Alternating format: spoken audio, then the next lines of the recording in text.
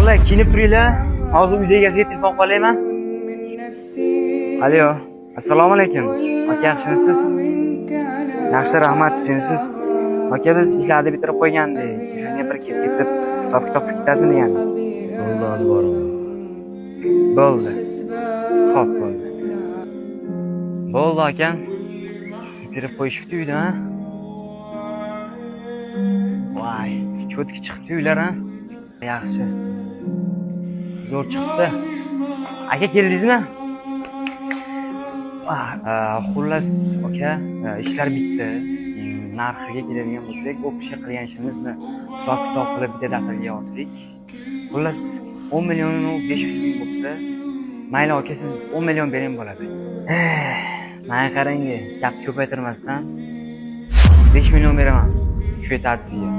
Aka, qanaqasiga biz 10 million yaxshi qildik-ku, qanaqasiga 5 million berasiz? Mana qarang, gap ko'paytirmasdan 5 million degandan keyin olasizda keyin.